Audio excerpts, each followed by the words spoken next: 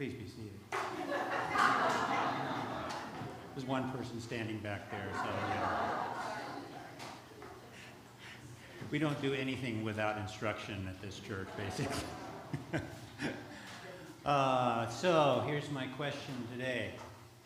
Have you arrived? What do you mean, where? You arrived here. Many of you are probably mostly here.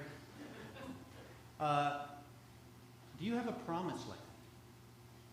Do you have a dream? Do you have a great hope for your life?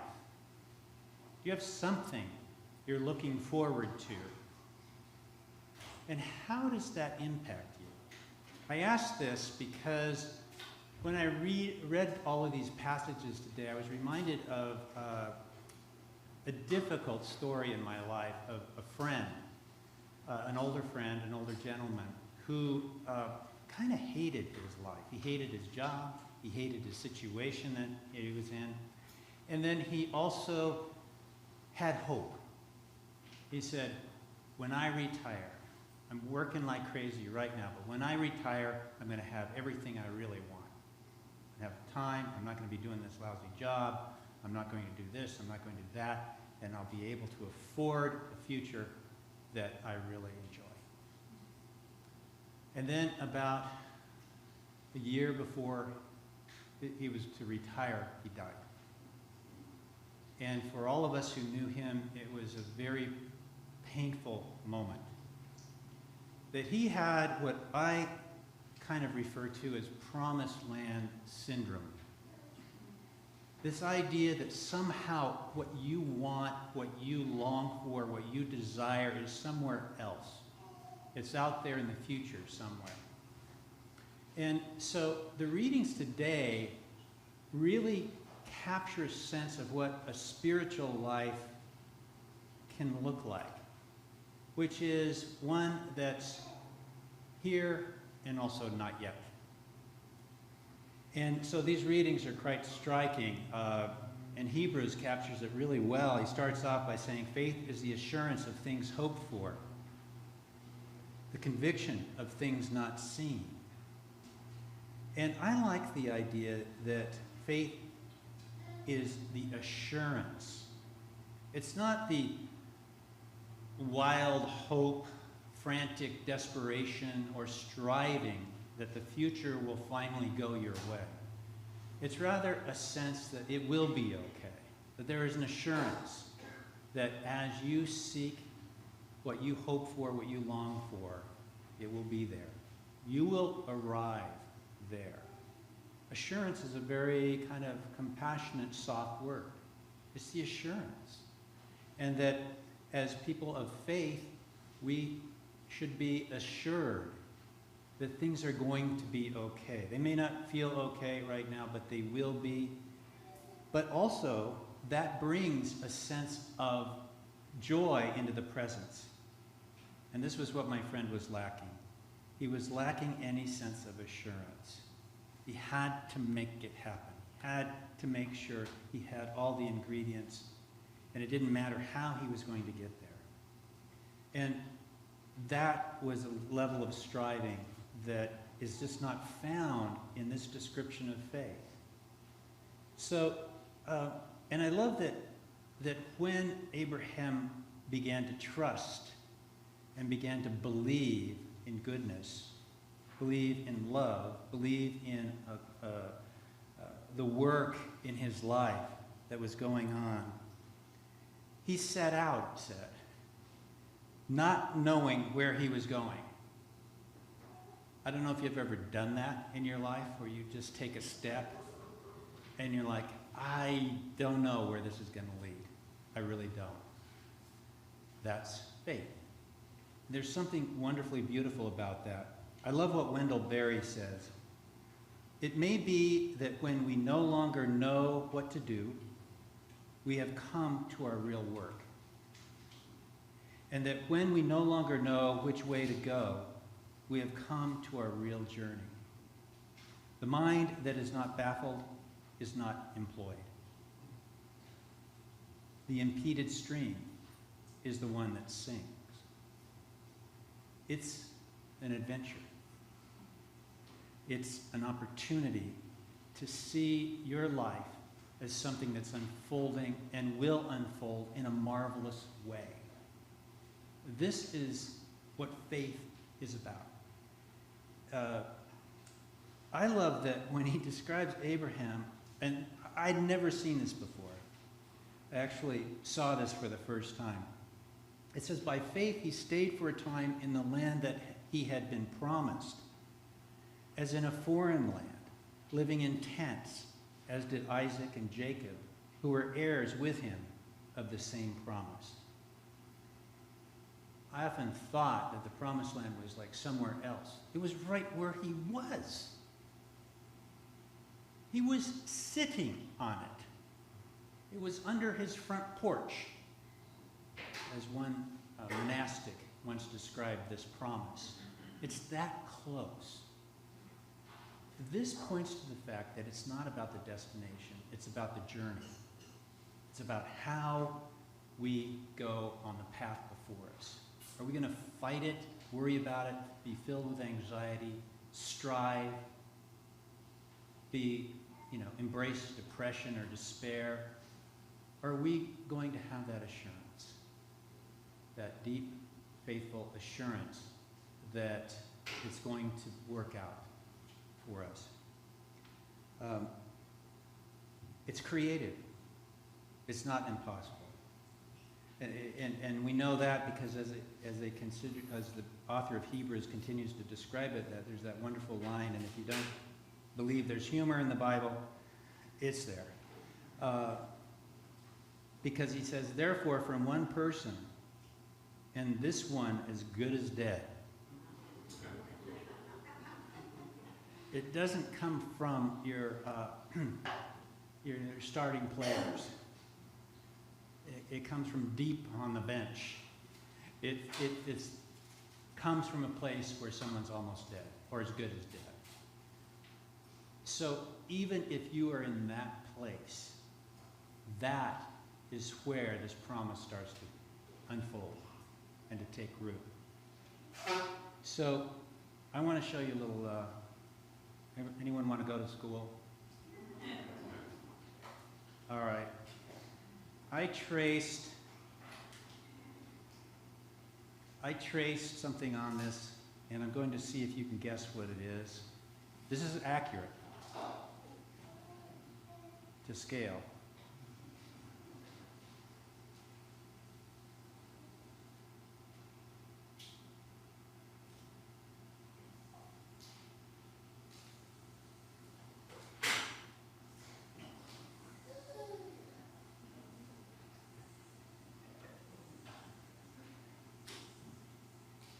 This looks like something I did in the first grade.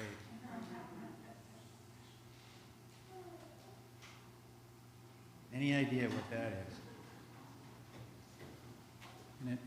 Everyone see it?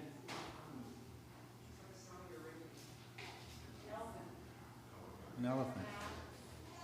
Well, I didn't think this would turn into a Rorschach test, but this is the actual documented geographical GPS journey of the people of God on the Exodus. Now, if Siri gave you this on your phone, would you follow it? Probably not. I mean, aren't we looking for something like this?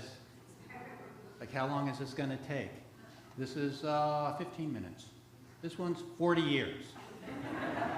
40 years. The Red Sea kind of is in this proximity, like that, and this is an actual tracing of their journey. And the reason why I wanted you to see that is because we think about a journey as a destination. Where are you going? Rarely do we ask, how are you going to get there? What are you looking forward to on the actual steps to accomplish that? So that's the journey. I like to think, because Moses actually didn't cross over into the promised land, he died on the other side of it. He was buried within sight of the promised land, but he never arrived. In fact, Hebrews goes on to say, all of these died in faith without having received the promises, but from a distance they saw and greeted them. To me, I like to think of these leaders as real leaders. They believe. Martin Luther King Jr. I have a dream. I believe. It will happen. People of great faith, which includes all of us, can receive the sense of promise, and it can feed your present moment. You don't have to grip it or grasp it. You can know it. You can believe in it. Sometimes it's hard to believe with our world in the state that it's in, but that is what these stories are about, is that hope is both present with us and also not yet. And that's okay, because we move through life with a great sense of assurance. Now, how do we practice this? A couple weeks ago, I was talking about the Amidah, the Jewish prayer, the most prominent prayer in Judaism. And I love what they do during this prayer. It starts with everybody stepping back 3 steps. And the reason they step back 3 steps is they're going to step forward 3 steps. And they step back in order to take a look at their life.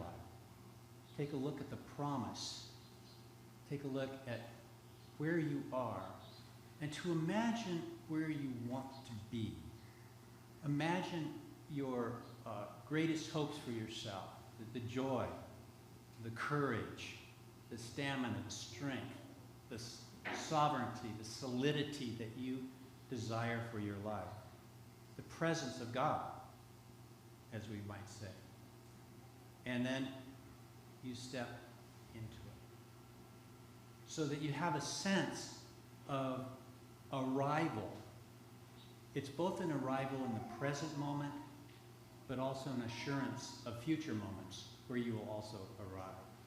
And how you arrive right now, today, in this moment. How we arrive for Stella. Children are wonderful at this, right? They bring us into the present moment.